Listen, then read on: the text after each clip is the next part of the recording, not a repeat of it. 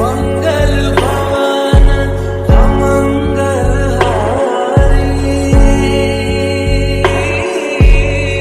ब्रह्म सुदर्शन अजर बिहारी, राम सिया राम।